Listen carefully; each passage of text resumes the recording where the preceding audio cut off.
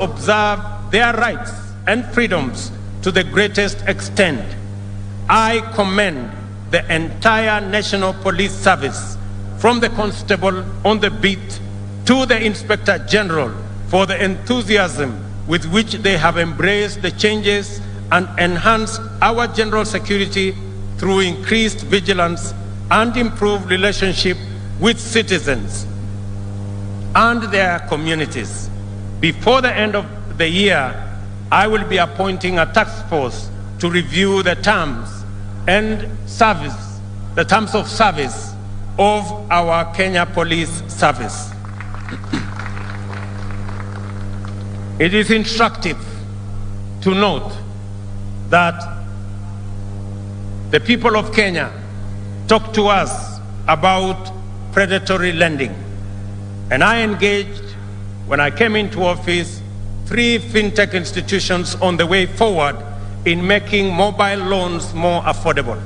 As a result, there was a drastic reduction in the interest charged on the police service, signaling a new era of affordable credit for borrowers.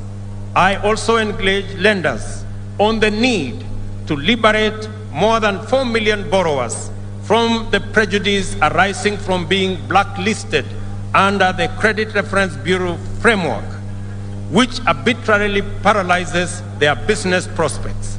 We have secured an agreement with the lenders to abandon this punitive approach and shift to a credit scoring system which incorporates incentives for both lender and borrower.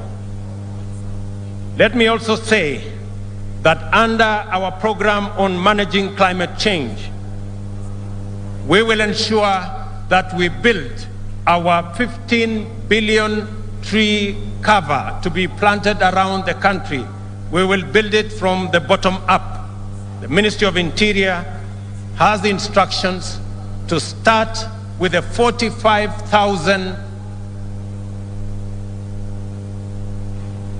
people at the bottom of the provincial administration pyramid, the Nyumba Kumi leaders, 45,000 of them, coming to the 9,000 assistant chiefs and 4,000 chiefs, to ensure that we build from the bottom going up our tree planting exercise to ensure that we reach the 15 billion trees planted across the country. And I want to thank the governor of Nairobi. We are going to be working with the county government of Nairobi in the greening of our city. And we have agreed with the governor that beginning January, we are going to hire 11,000 young people to create the army that will green our city, those that were working under the old program of Kazi Mtaani.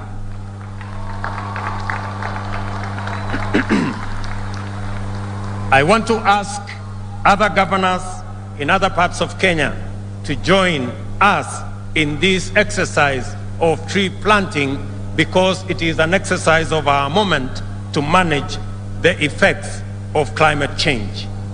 As you all are aware, we also appointed a working party to look into our education system.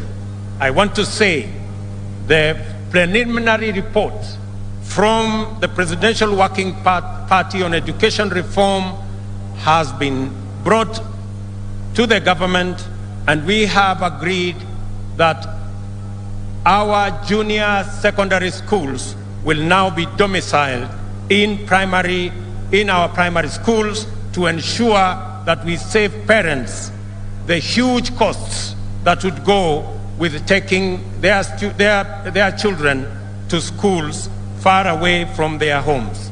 And I have also instructed the Teacher Service Commission to commence the hiring of the largest cohort of teachers in independent Kenya.